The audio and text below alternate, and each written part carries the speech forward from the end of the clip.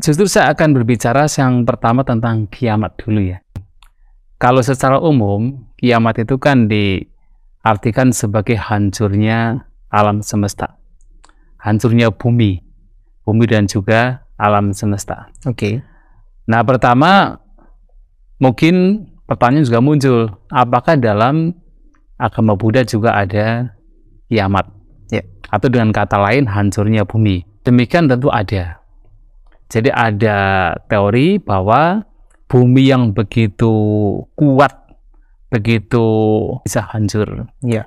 Karena memang segala sesuatu di alam semesta sifatnya adalah tidak kekal. Ya. Tidak bisa bertahan. Sehingga bumi pun juga bisa hancur. Walaupun nanti ketika mungkin bicara tentang kiamat dalam konsep agama Buddha dengan kepercayaan lain, keyakinan lain, mungkin akan sedikit berbeda. Karena kalau dalam agama Buddha, walaupun bumi ini hancur, ya agama Buddha juga melihat bahwa alam semesta ini kan begitu luas. Ya. Yang mana bumi ini hancur, tetapi di planet-planet lainnya itu bisa tidak hancur. Maka kalau dalam ajaran Buddha ada khutbah yang disebut sebagai Satta Surya Sutta. Oh ya, yang menyebutkan 7 matahari itu ya? 7 matahari. Jadi nanti akan ada kemunculan, tapi satu persatu. Ada matahari kedua. Setelah sekian lama dalam waktu yang sangat lama akan muncul matahari kedua. Nanti setelah itu akan muncul lagi matahari ketiga. Setelah dalam waktu yang sangat lama.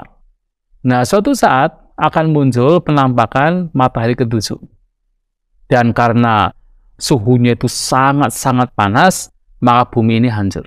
Di Buddhis itu ada istilah Sangwada dan Viwada. Ya.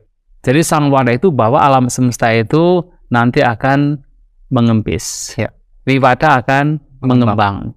Nah, dalam kondisi di mana alam semesta nanti akan mengempis, nah itu akan muncul penampakan matahari dari ke-1, kemudian kedua, kemudian ketiga. Tapi dalam jangka waktu yang sangat lama. Nah, tampaknya adalah planet-planet yang lainnya itu saling mendekat. Nah, sehingga suatu saat ada penampakan di mana ada matahari sampai 7. Yang ketika itu terjadi karena begitu panas maka hancur. Dan dalam kitab komentar atau kitab ulasan ada kata termasuk dalam Visuddhimagga yang hancur itu tidak hanya bumi saja pada waktu itu. Ya. Maka malahan dikatakan 100.000 miliar tata surya. Oke. Berarti alam semesta yang begitu luas ini hancur pada waktu itu, tidak hanya bumi saja. Tetapi itu kan bagian dari alam semesta. Sementara alam semesta kan sangat-sangat luas kan, sehingga di tempat lain juga masih ada eksistensi. Ya. Itu menurut agama Buddha. Sehingga kiamat atau hancurnya bumi ada, bahkan hancurnya planet lain juga akan ada.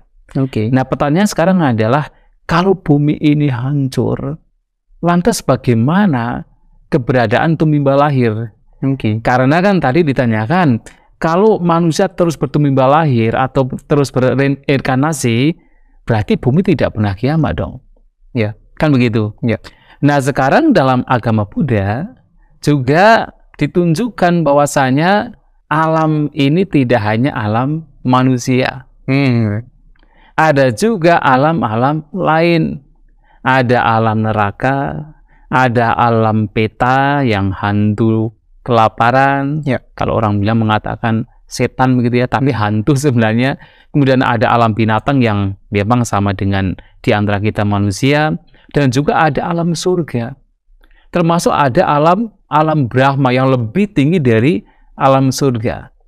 Dan ketika bumi ini hancur, dikatakan bahwasanya semua makhluk yang ada di bumi ini, mereka sudah terlahir di alam Brahma. Ya. Terutama adalah alam Abhasara. Jadi Brahma yang dicapai dengan jana kedua. Ketika yang menjadi sebab kehancuran itu adalah udara. Unsur panas. Unsur panas, bukan udara. Okay. Unsur panas. Karena ketika alam semesta itu mengalami sangwada, ya, mengempis, itu unsur panas. Jadi ketika unsur panas ini yang menghancurkan, itu sampai alam Brahma yang pertama. jana pertama. Oke. Itu hancur. Hancur. Tetapi makhluk-makhluk pada waktu itu sudah semuanya minimal terlahir di alam, yaitu Brahma kedua, atau dengan kata lain alam Abhasara. Abhasara. Makanya, nah nanti setelah ada kehancuran bumi pun nanti akan terbentuk lagi, terbentuk bumi yang baru. Sehingga ketika dalam jangka waktu yang sangat lama bumi yang baru itu muncul, kebanyakan mereka yang terlahir di alam Brahma, mereka meninggal di sana, terlahir lagi di alam manusia. Oke. Di alam bumi yang baru muncul itu. Oke. Artinya proses tumimbal lahir akan terus ada bagi makhluk-makhluk, terutama adalah yang belum mencapai pembebasan atau belum terbebas dari segala bentuk kotoran batin. Tumimbal lahir itu akan terus ada. Walaupun ada hancurnya bumi, tumimbal lahir akan terus ada karena ada alam-alam lain. Ya. Di mana mereka juga bertumbal lahir di sana. Belum lagi alam semesta juga sangat-sangat luas. Betul. Artinya kan ada kemungkinan juga kan bisa memungkinkan. Sebenarnya kelahiran di alam Abhasara atau alam Brahma karena jana kedua ini itu terjadi dalam jangka waktu yang lama sekali. Ya. Jadi dalam ceritanya adalah bahkan sebelum matahari kedua muncul, suatu kali ada paceklik yang panjang. Ya. Kemudian para dewa datang ke alam manusia, menyampaikan kepada manusia bahwasanya kiamat sebentar lagi akan muncul.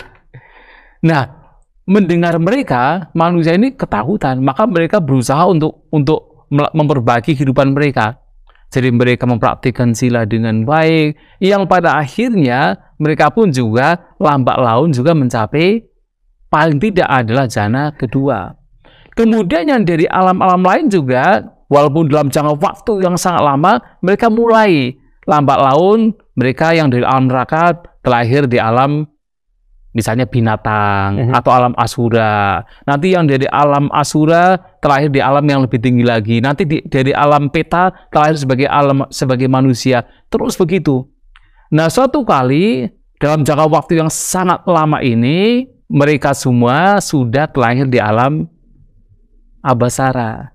Dan sebenarnya ketika kehancuran bumi terjadi, ya sudah tidak ada makhluk.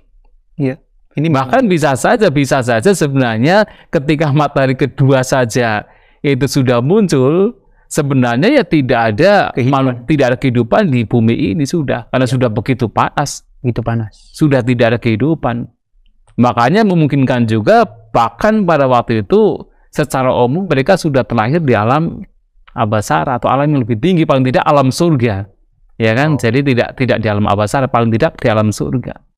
Berarti dalam pemikiran saya ini ada sedikit mind blowing nih. Berarti ada kemungkinan potensi di mana alam neraka di momen itu juga kosong. Yang di sekitaran kita. Betul, di sekitaran kita sudah kosong. Wow. Sudah kosong. Jadi mereka sudah lambat laun terlahir di alam yang lebih tinggi, kemudian terlahir di alam manusia, alam dewa dan seterusnya. Dan ketika terjadi kehancuran, itu sudah tidak ada makhluk. Bahkan di alam Brahma ke-1 juga sudah tidak ada. Iya. Wah, ini kalau misalnya dewa bisa memberitahukan, menginfokan kita, weh kiamat mau datang. Ini kayak di agama-agama tetangga juga Bante ya. Ada satu orang yang akan, atau siapapun yang akan menyampaikan kiamat akan datang. Dan kita bergegas jadi orang baik. Jadi intinya pada akhirnya orang jadi orang baik juga ya. Betul. Hanya saja jana pertama tuh. Betul, hanya saja pada waktu itu dikatakan ketika terjadi paceklik yang panjang sekali. Wow. Sehingga ketika terjadi demikian kan orang memunculkan motivasi sang vega keterbukaan batin. Ya. Tapi kalau masih fine saja, happy saja, kok rasanya kok lama katanya mau kiamat, tapi kok kiamat. Iya. Malah begitu kan. Ya. Tapi kalau sudah terjadi seperti tanda-tanda yang memang paceklik yang panjang dan sebagainya, memungkinkan kemudian seseorang atau manusia pada waktu itu kemudian berjuang keras. Berarti reinkarnasi itu adalah kata tumimbal lahir ini benar-benar sesuatu yang gak terputus sejak orang belum mencapai pembebasan. Betul ya. Jadi sebelum seseorang terbebaskan dari segala bentuk kotoran batin, totalitas, maka terus akan mengalami tumbal lahir. Karena sekali lagi karena alam kehidupan ini tidak hanya di alam manusia, ada alam-alam lain. Dan ketika ada kehancuran di bumi ini, di mana manusia itu hidup, tetapi masih ada alam lain, di mana makhluk-makhluk juga masih bertumbuh lahir di sana. Berarti kalau konteks tadi pertanyaan saya, yang tadi disampaikan di awal, ada kemungkinan dong berarti yang namanya kiamat itu sebetulnya akan terjadi. Kiamat dalam konteks bumi hancur sangat memungkinkan terjadi. Lantas maksudnya Bante kiamat itu apa? Apakah ada sisi lainnya, misalnya kiamat misalnya pembebasan kah, atau kiamat yang hanya sekedar hancur fisikal buminya? Ya tentu kalau kita bicara tentang pembebasan kan itu karena konsep kiamat kan biasanya kan kiamat dalam artian ada hancurnya bumi, hancurnya kemudian manusia, kemudian mereka semua terlahir di alam surga ataupun alam neraka kan, itu konsep kiamat secara umum. Tetapi kalau dalam Buddhis kan ada namanya sebenarnya itu istilah lokaniruddha, lenyapnya dunia. Tapi lenyapnya dunia di sini bukan dunia dalam konteks fisikal, tapi dunia pengalaman, yaitu mengacu kepada nibbana. Dan itu adalah pembebasan. Nah itu ada demikian, tetapi itu bukan kiamat yang diartikan secara umum.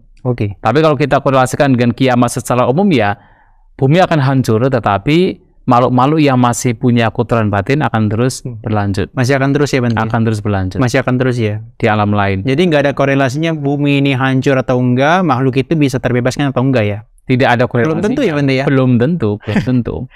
Ya, belum tentu. Karena pembebasan dari seseorang atau seseorang mencapai nibbana kalau dalam Buddhis, itu bisa terjadi kapan saja. Artinya pada saat seseorang bahkan masih hidup pun juga bisa terjadi. Maka tujuan dari apa yang dipraktikkan oleh umat Buddha dalam mempraktikkan ajaran Buddha itu bisa dicapai bahkan ketika seseorang masih hidup. Tidak harus menunggu setelah kematian. Apalagi sampai menunggu ketika bumi ini hancur. Tidak harus demikian. Jadi bertobatnya nggak harus nunggu dewa datang ya, kasih info besok kiamat enggak ya Bante ya. Jadi kapanpun bisa berpotensi untuk orang bisa sangat berpotensi, tanpa harus nunggu kiamat. Betul. Oke Bante. Ya, thank you. Baik.